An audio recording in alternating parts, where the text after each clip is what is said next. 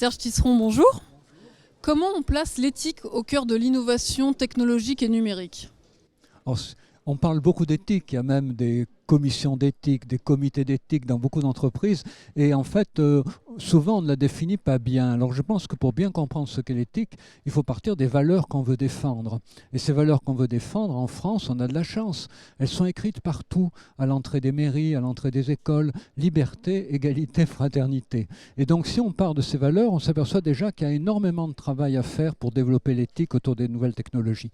La liberté, c'est la liberté de pouvoir éteindre les machines. Et quand je dis éteindre les machines, c'est pas seulement savoir où est le bouton, c'est aussi ne pas se sentir privé de quelque chose, ne pas avoir l'impression que la machine qu'on éteint tout d'un coup tombe en panne. L'égalité, c'est l'égalité de tous aux technologies, et on a bien vu pendant le Covid qu'il y a une inégalité énorme autour des technologies et autour de leur usage, puisque posséder un ordinateur, ça ne suffit pas forcément pour communiquer avec ses proches en l'utilisant. Et puis la fraternité, c'est l'idée qu'il faut que les machines nous aident à établir de meilleurs liens avec les humains et ne remplacent pas les humains. Parce que vous savez, la médecine peut très vite se déshumaniser.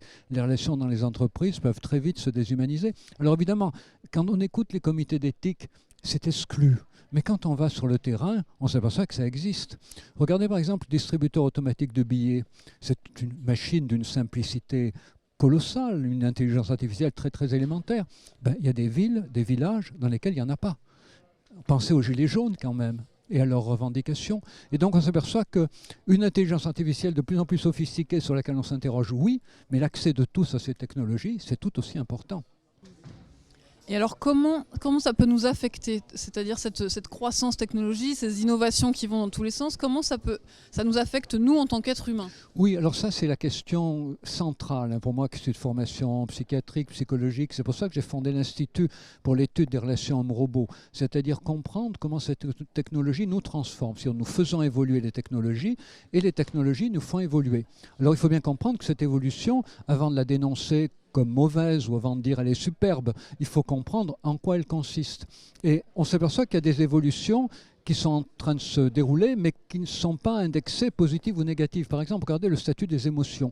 Quand on va avoir des enceintes connectées qui fonctionnent bien, quand tout le monde va avoir accès à Siri, quand on va avoir affaire à des robots avec lesquels on va pouvoir avoir une vraie conversation, on va partager nos émotions avec eux. Et peut-être que les émotions, ça sera beaucoup moins quelque chose que l'on ressent que quelque chose que l'on partage. Ça n'est ni positif ni négatif, mais il faut comprendre ce genre d'évolution.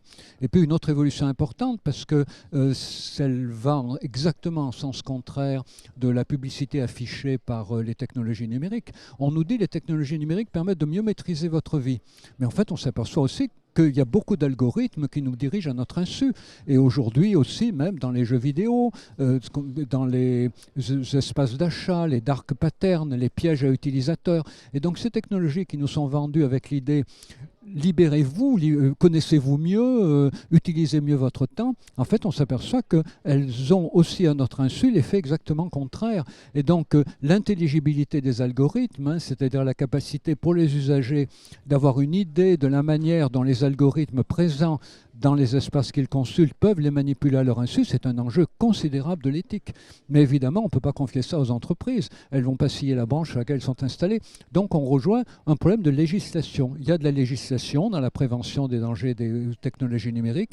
Il y a de la technologie, par exemple, faire en sorte que les machines créent des liens entre les gens et ne remplacent pas les gens. Puis il y a aussi évidemment de l'éducation. C'est l'ensemble de ce législatif, de ce technologique et de cet éducatif qui peut permettre de vraiment construire aujourd'hui les garde-fous pour éviter un monde dystopique. Merci beaucoup. Merci à vous.